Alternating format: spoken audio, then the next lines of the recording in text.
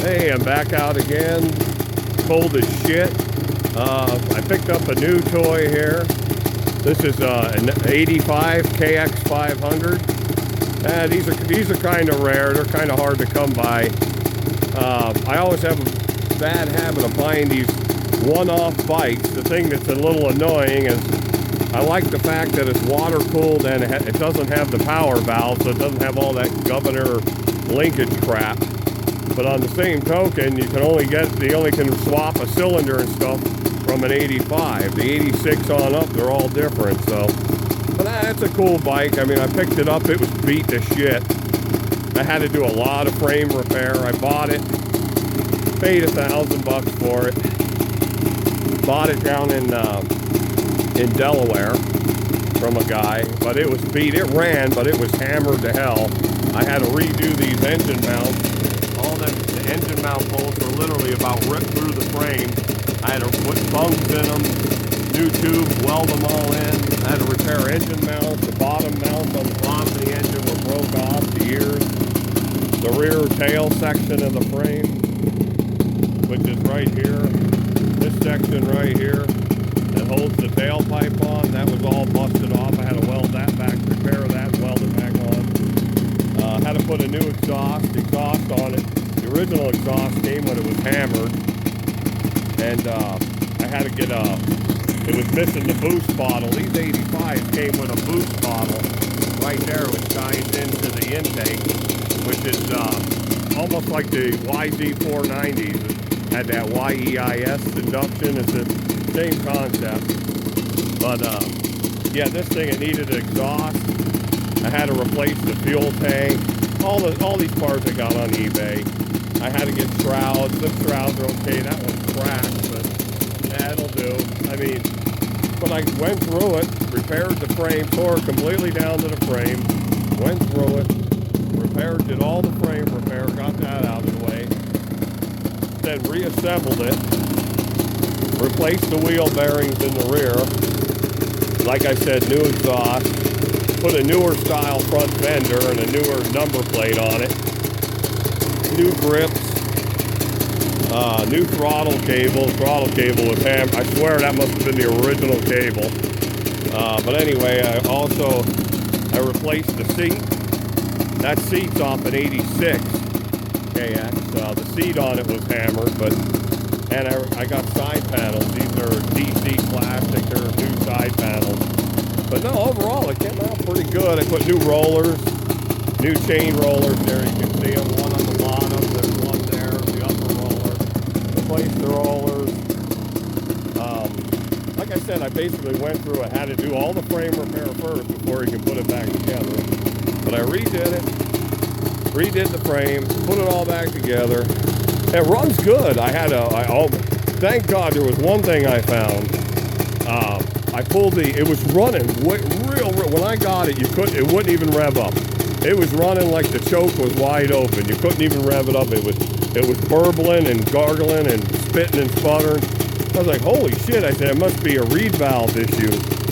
And thank God I pulled the reed cage out of it. While I had the bike all apart, I pulled the intake boot off and I pulled the reed cage out of it. One side of the reeds, the 4 little screws that hold the reeds in, were halfway out. They were that loose. They were ready to fall. I'm telling you, if one of those tiny little screws would have fell out, it would have wasted the top end of the engine. It would have took out the whole top end of the engine. Thank God I pulled that apart. Those screws, I mean, they're not that long, and they were halfway out. I was like, holy shit. Talk about dodging a bullet on that one. Holy cow. But no, it came out pretty cool. It's a cool bike.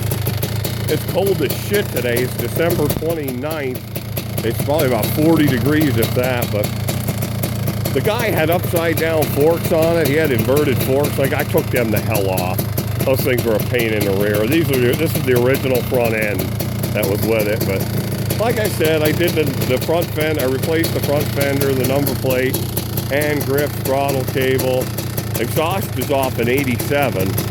I had to cut the mounts off and fab them. The pipe pretty much was the right shape. It all fit, but I had to cut the ears off, the mount ears, and I had to re-weld them in new locations because the mounting tabs were all different. But no biggie, but put it all back, got an exhaust on it, got it all fired up, transmission all flushed out. Thank God I found the reed problem. But once I tightened those screws up and everything, made all the difference in the world. It suddenly wasn't all rich anymore.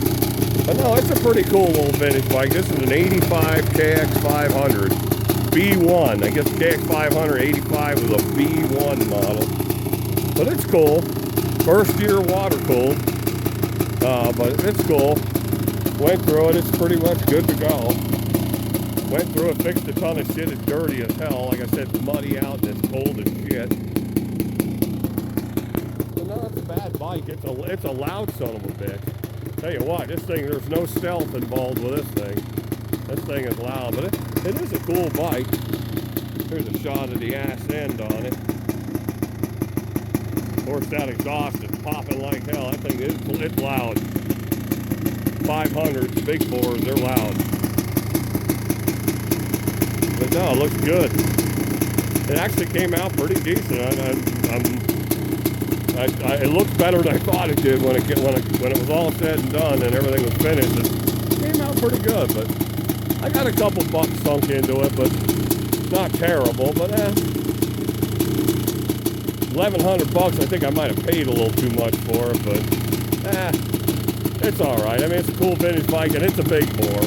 And these 500 two-strokes are getting harder and harder to come by. So it's a nice addition to the collection. So all right, just thought I'd show y'all.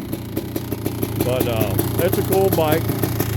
It's nice. Got tons of power, man. This thing has got a mid-range that won't quit. It hits in the mid-range. It hits hard in the mid-range. I mean, first 3 gears, it'll wheelie. This wants to stand right up in the first 3 gears. But no, it's a cool fucking bike. A ton of power. Good hill climber, probably. You know, when I get around to doing that. But no, just thought I'd show everybody.